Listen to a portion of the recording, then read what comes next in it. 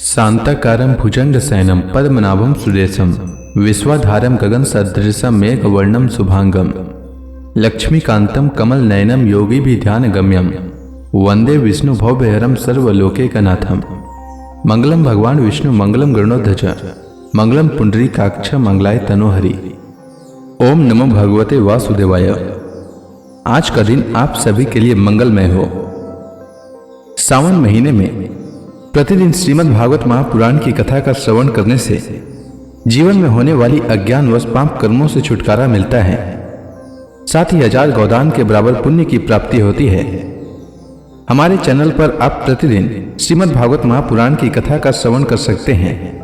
साथ ही इस चैनल पर सावन मास में आने वाली सभी व्रतों की कथा और व्रत से संबंधित जानकारी भी व्रत से पहले उपलब्ध करा दी जाती है। इसलिए हमारे चैनल को अवश्य सब्सक्राइब करें, साथ ही बेल आइकन को भी दबा दें और कथा अच्छी लगे तो लाइक अवश्य करें। आइए सुनते हैं सावन मास कथा का 41वां अध्याय। श्री सुखदेव जी कहते हैं, भरत वंश शिरोमणि परीक्षित, कंस की 2 रानियां थी, अस्ति और प्राप्ति। पति की मृत्यु से उन्हें बड़ा दुख हुआ और वे अपने पिता की राजधानी में चली गईं। उन दोनों का पिता था मगधराज जरासंध। उससे उन्होंने बड़े दुख के साथ अपने विधवा होने के कारण का वर्णन किया। परीक्षित, यह अप्रिय समाचार सुनकर पहले तो जरासंध को बड़ा शोक हुआ, परंतु पीछे वह क्रोध से तिलमिला उठा। उसने यह निश्चय करके कि मैं पृथ्वी पर एक भी यदुवंशी को रहने नहीं दूंगा। युद्ध की बहुत बड़ी तैयारी की और 23 अक्षौहिणी सेना के साथ यदुवंशियों की राजधानी मथुरा को चारों ओर से घेर लिया। भगवान श्री कृष्ण ने देखा जरासंध की सेना क्या है, उमड़ता हुआ समुद्र है। उन्होंने यह भी देखा कि उसने चारों ओर से हमारी राजधानी को घेर ली है और हमारे स्वजन और पूर्ववासी भयभीत हो रहे हैं। भगवान श्री कृष्ण पृथ्वी का भार उतारने के लिए ही मनुष्य का सा वेश धारण किए हुए हैं। अब उन्होंने विचार किया कि मेरे अवतार का क्या प्रयोजन है और इस समय इस स्थान पर मुझे क्या करना चाहिए। उन्होंने सोचा, यह बड़ा अच्छा हुआ कि मगधराज जरासंध ने अपने अधीनस्थ नरपतियों की पैदल, घुड़सवार, रथी और हाथियों से युक्त कई अक्षौहिणी सेना इकट्ठी कर ली है। यह सब तो पृथ्वी का भारी जुटकर मेरे पास आ पहुंचा है। मैं इसका नाश करूंगा, परंतु अभी मगधराज जरासंध को नहीं मारूंगा, क्योंकि वह जीवित रहेगा तो फिर से असुरों की बहुत बड़ी सेना इकट्ठी कर लाएगा। मेरे अवतार का यही प्रयोजन है कि मैं पृथ्वी का बोझ हल्का कर दूं, साधु जनों की रक्षा करूं और दुष्ट दुर्जनों का संहार करूं। समय समय पर धर्म रक्षा के लिए और बढ़ते हुए अधर्म को रोकने के लिए मैं और भी अनेकों शरीर ग्रहण करता हूं। परीक्षित, भगवान श्री कृष्ण इस प्रकार विचार कर ही रहे थे कि आकाश से सूर्य के समान चमकते हुए 2 रथ आ पहुंचे। उनमें युद्ध की सारी सामग्रियां सुसज्जित थी और 2 सारथी उन्हें हाँक रहे थे। इसी समय भगवान के दिव्य और सनातन आयुध भी अपने आप वहां आकर उपस्थित हो गए। उन्हें देखकर भगवान श्री कृष्ण ने अपने बड़े भाई बलराम जी से कहा, भाई जी, आप बड़े शक्तिशाली हैं। इस समय जो यदुवंशी आपको ही अपना स्वामी और रक्षक मानते हैं, जो आपसे ही सनात हैं, उन पर बहुत बड़ी विपत्ति आ पड़ी है। देखिए, यह आपका रथ है और आपके प्यारे आयुध हल मुसल भी आ पहुंचे हैं। अब आप इस रथ पर सवार होकर शत्रु सेना का संहार कीजिए और अपने स्वजनों को इस विपत्ति से बचाइए। भगवान, साधुओं का कल्याण करने के लिए ही हम दोनों ने अवतार ग्रहण किया है, अतः अब आप यह 23 अक्षौहिणी सेना पृथ्वी का विपुल भार नष्ट कीजिए। भगवान श्री कृष्ण और बलराम जी ने यह सलाह करके कवच धारण किए और रथ पर सवार होकर वे मथुरा से निकले। उस समय दोनों भाई अपने अपने आयुध लिए हुए थे और छोटी सी सेना उनके साथ साथ चल रही थी। श्री कृष्ण का रथ हाँक रहा था दारुक। पुरी से बाहर निकलकर उन्होंने अपना 5 जन्य शंख बजाया। उनके शंख की भयंकर ध्वनि सुनकर शत्रु पक्ष की सेना के वीरों का हृदय डर के मारे थर्रा उठा। उन्हें देखकर मगधराज जरासंध ने कहा, पुरुषोत्तम कृष्ण, तू तो अभी नीरा बच्चा है। अकेले तेरे साथ लड़ने में मुझे लज्जा आ रही है। इतने दिनों तक तू न जाने कहां कहां छिपा फिरता था। मंद, तू तो अपने मामा का हत्यारा है, इसलिए मैं तेरे साथ नहीं लड़ सकता। जा, मेरे सामने से भाग जा। बलराम, यदि तेरे चित्त में यह श्रद्धा हो कि युद्ध में मरने पर स्वर्ग मिलता है तो तू आ, हिम्मत बांधकर मुझसे लड़। मेरे बाणों से छिन्न भिन्न हुए अपने शरीर को यहां छोड़कर स्वर्ग में जा, अथवा यदि तुझ में शक्ति हो तो मुझे ही मार डाल। भगवान श्री कृष्ण ने कहा, मगधराज, जो सूरवीर होते हैं वे तुम्हारी तरह डिंगे नहीं हाँकते, वे तो अपना बल पौरुष ही दिखलाते हैं। देखो, अब तुम्हारी मृत्यु तुम्हारे सिर पर नाच रही है। तुम वैसे ही अकबक कर रहे हो जैसे मरने के समय कोई सन्निपात का रोगी करे। बक लो, मैं तुम्हारी बात पर ध्यान नहीं देता।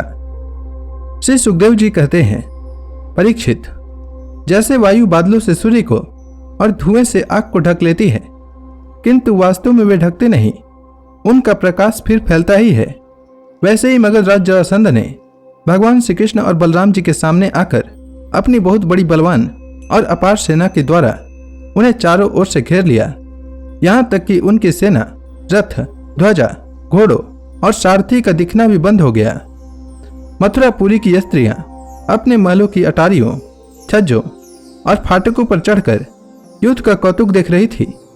जब उन्होंने देखा कि युद्ध भूमि में भगवान श्री कृष्ण की गरुड़ चिन्ह से चिन्हित और बलराम जी की ताल चिन्ह से चिन्हित ध्वजा वाले रथ नहीं दिख रहे हैं, तब वे शोक के आवेग से मूर्छित हो गईं। जब भगवान श्री कृष्ण ने देखा कि शत्रु सेना के वीर हमारी सेना पर इस प्रकार बाणों की वर्षा कर रहे हैं, मानो बादल पानी की अनगिनत बूंदें बरसा रहे हो, और हमारी सेना उससे अत्यंत पीड़ित, व्यथित हो रही है, तब उन्होंने अपने देवता और असुर दोनों से सम्मानित सारंग धनुष का टंकार किया। इसके बाद वे तरकस से बाण निकालने, उन्हें धनुष पर चढ़ाने और धनुष की डोरी खींचकर झुंड के झुंड बाण छोड़ने लगे। उस समय उनका वह धनुष इतनी फुर्ती से घूम रहा था मानो कोई बड़े वेग से लुकारी घुमा रहा हो।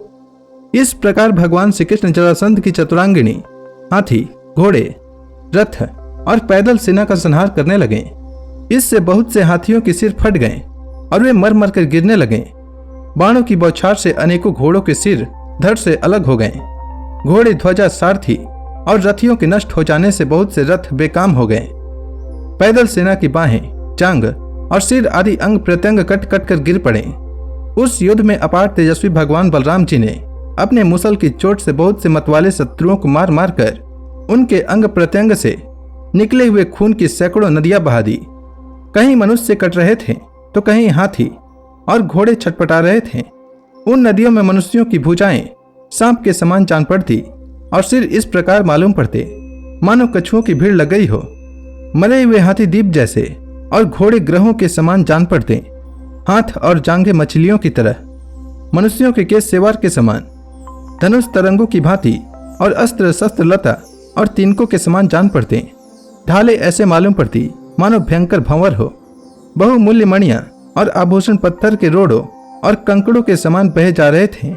उन नदियों को देखकर कायर पुरुष डर रहे थे और वीरों का आपस में खूब उत्साह बढ़ रहा था।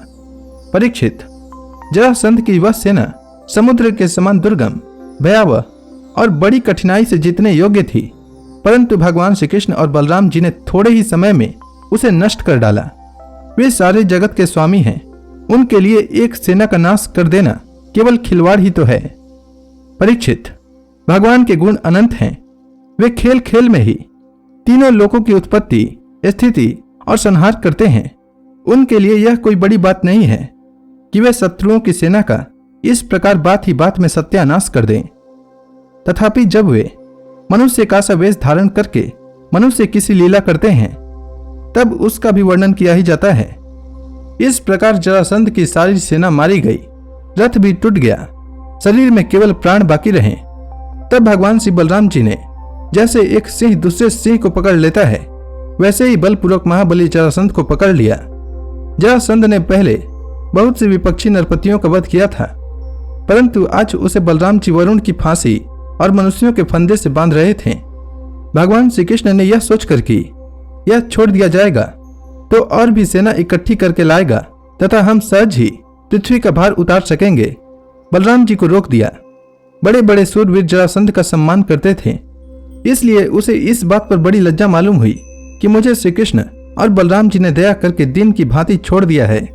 अब उसने तपस्या करने का निश्चय किया, परंतु रास्ते में उसके साथी नरपतियों ने बहुत समझाया कि राजन, यदुवंशियों में क्या रखा है, वे आपको बिल्कुल ही पराजित नहीं कर सकते थे। आपको प्रारब्धवश ही नीचा देखना पड़ा है। उन लोगों ने भगवान की इच्छा, फिर विजय प्राप्त करने की आशा आदि बतलाकर तथा लौकिक दृष्टांत एवं युक्तियां दे देकर यह बात समझा दी कि आपको तपस्या नहीं करनी चाहिए। परीक्षित, उस समय मगध राज जरासंध की सारी सेना मर चुकी थी। भगवान बलराम जी ने उपेक्षा पूर्वक उसे छोड़ दिया था।